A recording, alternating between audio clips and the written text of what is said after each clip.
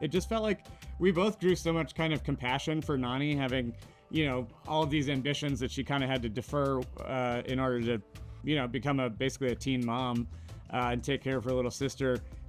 We just had so much empathy for her and felt so bad for her that we ultimately wanted to give her a happy ending. And so that all of those decisions and those feelings sort of guided us towards, making her character a little bit bigger part of the story.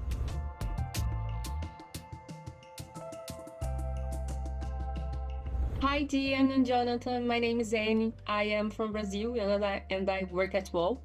And I would like to start saying that as an old sister, I really identified with Nani this time, and I loved the changes from the animation. I really would want to know about how did you decide to make these changes? It was something we talked a lot about. I think, I have siblings myself, and it felt like that bond, that relationship between the Pelikai sisters was just such a interesting, dramatic opportunity for us. I think when you're taking something from animation and adapting it to live action, the opportunity is that you get to invest a little bit more in a real lived experience, especially with human characters. And so it felt like over the course of writing and working on the screenplay with Chris Bright, our screenwriter, it just felt like we both grew so much kind of compassion for Nani having, all of these ambitions that she kind of had to defer in order to, become basically a teen mom and take care of her little sister. We just had so much empathy for her and felt so bad for her that we ultimately wanted to give her a happy ending.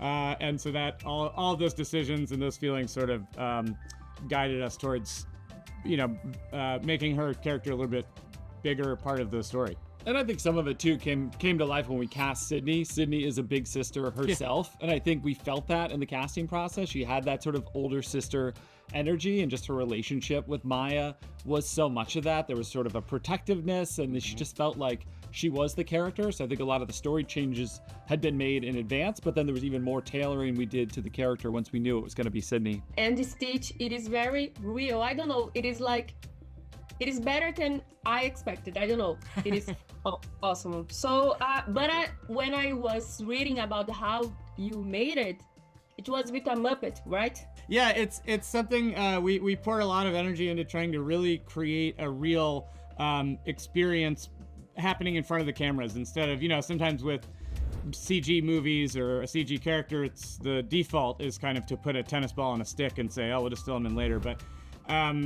we all knew that working with an actress as young as Maya, and just in general, everything, those visual effects are great when you have something on set to represent this character. And so we did a lot of things.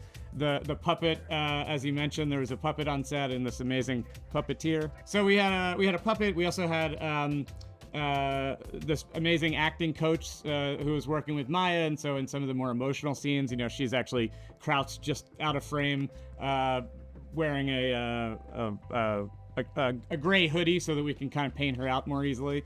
And then other times we had a real dog named Dale, who is actually in the movie. He's the dog on the surfboard that Stitch sees.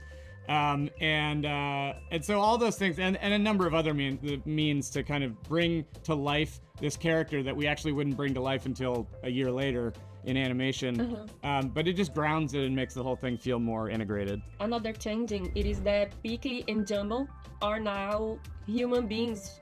I know that it is because they are undercover. I wanted to know more about this too, like how else to decide this. Yeah, I think it started with that, which is, all the choices you make to bring a beloved animated classic into live action. There's certain things that just don't work as well, that work in animation that aren't going to work in live action. I think one of the first things was like, how would they really blend in and I think the comedy then became, okay, they'll take human forms so they can blend in, but then let's push how absurd it is that they don't know anything about human life. And so, there's sort of nods to all the ridiculous costumes Pleakley wears. He has this complete misunderstanding of sort of how humans dress, how they relate. He has a lot of hilarious explanations as to how humans do things. So we still kind of had the fun of him being like the Earth expert who doesn't really know anything, but at least you needed the believability of if they're going to be walking around a resort in Hawaii or anywhere else, that they could actually blend in. So it sort of started from there, but I think also it was a plus to have our two actors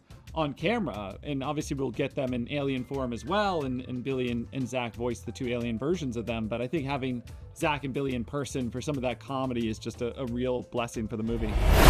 Nós aprendemos uma experiência perigosa. Onde ele está? Ele fugiu. Ele foi atrás de uma nave patrulha. E pegou logo a vermelha.